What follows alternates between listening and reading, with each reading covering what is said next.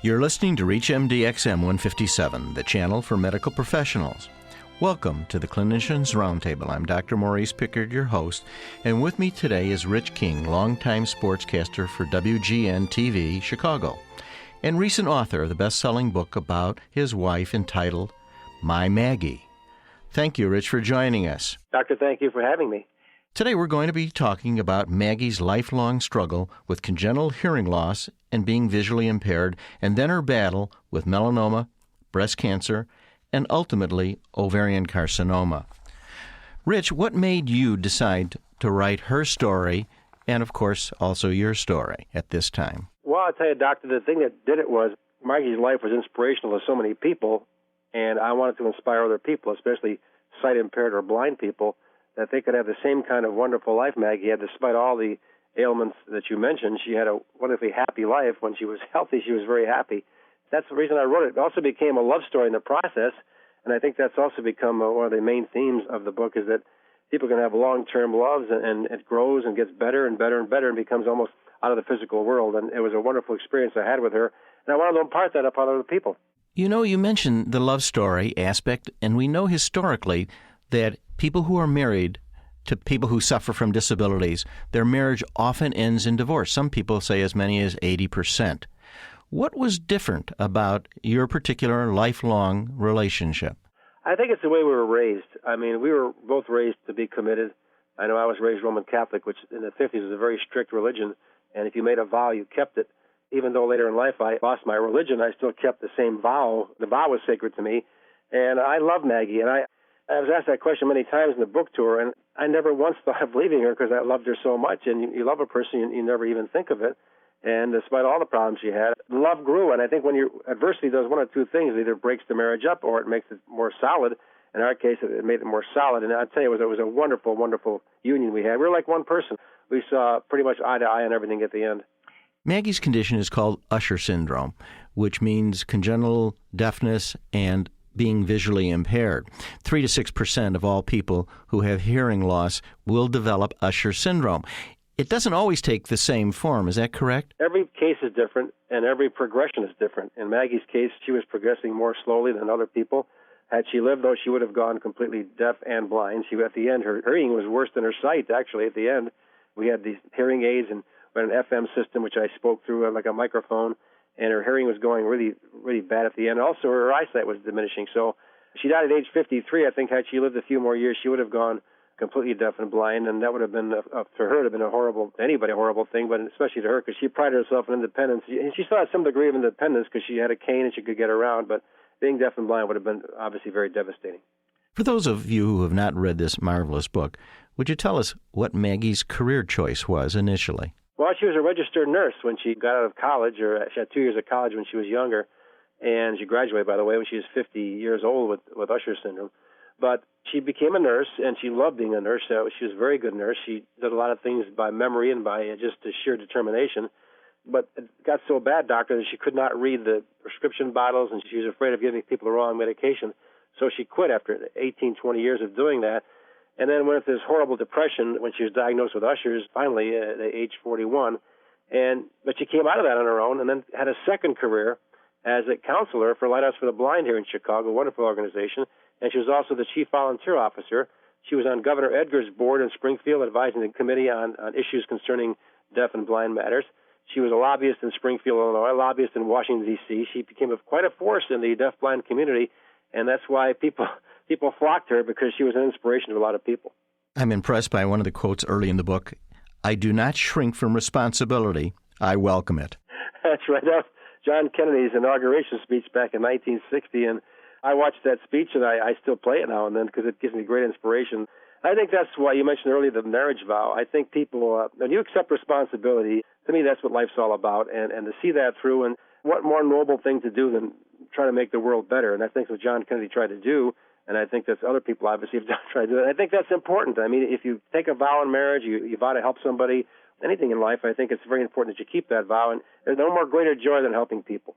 Despite this woman of tremendous strength, she did not escape depression and associated anorexia and ultimately winds up in an emergency room. And what turned her around at that particular point?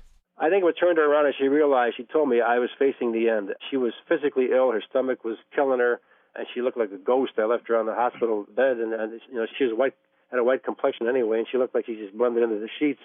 And I thought I was going to lose her, and I think she thought she was going to die too, had she not gotten up and off of that depression. And she took a week off after that, went to my mother's house and by herself, and stayed there for a week and came back and started to improve. I mean, she realized there's only one way to go. You have no choice. I mean, in a situation like her or anybody, if you're knocked down in life and you stay down, your life is over. So you have to get up. There's only one choice: get up and fight. And she chose to fight. And I think after that illness, she realized if she stayed down in that depression, her life was over, and she loved life. And I think that's what drove her on. If you're just joining us, you're listening to the Clinicians Roundtable on ReachMD XM 157, the channel for medical professionals. I'm Dr. Maurice Pickard, and I'm speaking with Rich King, and we're discussing his wife as he knew her and how he's written so brilliantly about her in his best-selling book, My Maggie, which deals with a life of visually impaired and hearing loss.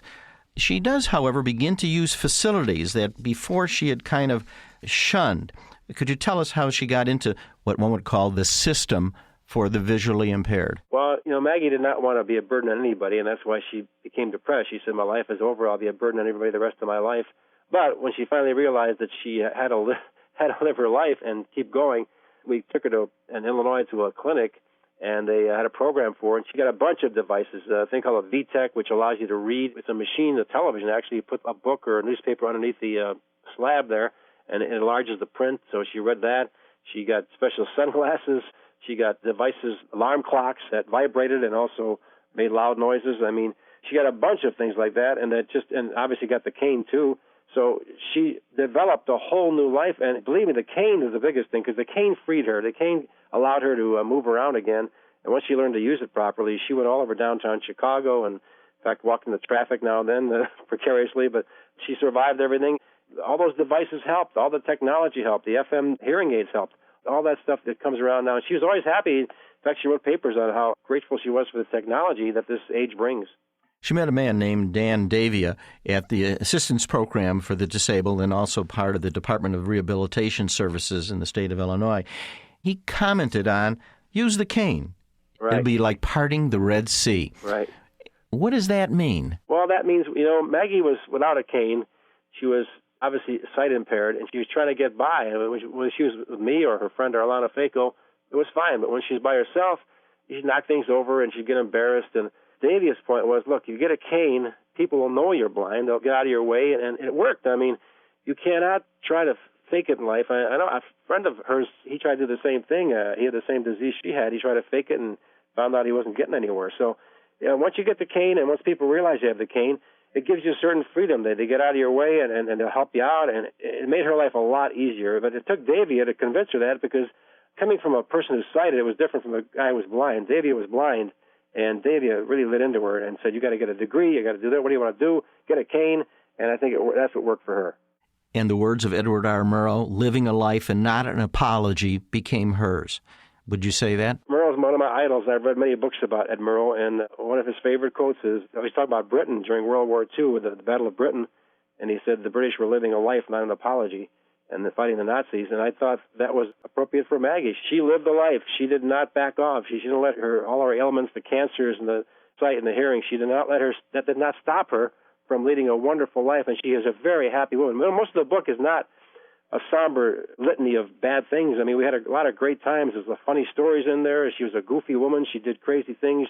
She had charisma. Maggie had charisma. Anything she said or did had a lot of meaning to it, and that's what made her so special, and that's why people flocked to her. At the Lighthouse, whenever there was somebody came in who had a problem with the diagnosis with eye problems or sight impaired, they sent the person to Maggie, because they knew Maggie would cheer that person up, because she'd been there, and she sure did. She was therapeutic, not only to the patients there, but she was therapeutic in my life. You could not feel sorry for yourself around Maggie, and that's perhaps the biggest gift anybody could get. Living with a person like that for so long is such a wonderful experience that you cannot imagine. One of the things that impressed me, and maybe you'll explain this to me because it isn't real clear in the book, is she falls off a pier, she falls off a train station in Chicago, which is a terrifying experience and must have filled you with all types of dread.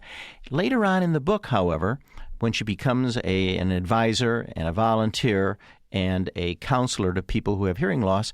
She walks into a mirror in a downtown hotel and spills coffee all over herself on the way to a party. And her response is laughter at herself and looking at herself in a much different way. What was the process that took place? Well, Maggie never, she never took herself seriously with anything. I mean, she was a down-to-earth, loving person, and everything she did was that way. I mean, her and Karen McCullough were at a convention when they ran into the mirror. Karen laughed. She said, together we had one good eye. Karen was approaching the mirror thinking it was some other people. Obviously, it was their own images, and they ran into their own images and spilled coffee all over the floor in the lobby of this hotel. And Maggie laughed and laughed and laughed, but she always laughed at herself. I mean, I never laughed at her, obviously, but she was never afraid to laugh at herself. That's the way she lived. But it served her well because she didn't get uptight about things. It was a wonderful life she had. We've talked about Usher syndrome beginning early in life, and very often the diagnosis is not made. Do you think and in Maggie's case, I believe the diagnosis was ultimately made when she was 37 years old. Do you think things would have been different for Maggie, that she might have changed or picked a career or a life different than what she did if the diagnosis had been made at 4, 6, 8 years old? Well, that's one of the best questions I ever got about her, and that's the truth. No. In a way, I'm glad it worked out the way it did, and I think she was too. We had a somewhat normal life for a lot of years because her central vision was good. She had no peripheral vision when she was young. She had no night vision, but she didn't know. She thought everybody had that. So she lived a so-called normal life throughout her teen years and her 20s, except for the hearing aids, of course. It was better that way because we had such great times. Sometimes it's better not to know. When she started having trouble reading the bottles at the hospital, then I think it became frustrating for her. At that point, I wish we'd have known a little earlier when she was an adult. But it's a great question because I'm glad we didn't know when we were younger because we didn't worry about it. We thought, well, this is going to be nerve damage. One doctor told us it's going to be nerve damage. It won't get any worse. She'll have this slight problem, but it won't be that bad. Well, it got worse. It was progressive. We didn't know. And Dr. Fishman in Chicago, Gerald Fishman, finally diagnosed it as Usher syndrome, and then she went into depression. But I think had she known earlier, I think she had a great 20 years as a nurse, and she might not have had that had she known. I'd really like to thank Rich King today for being with us and telling us Maggie's story. If you think about the story, think about buying the book, think about Lighthouse for the Blind in Chicago, but also there are other lighthouses throughout the United States that help the visually impaired. And I want to really thank you for being our guest today. And I'm Dr. Maurice Pickard, and you've been listening to the Clinicians Roundtable on ReachMD XM 157, the channel for medical professionals.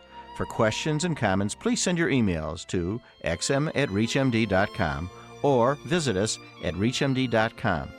Thank you for listening.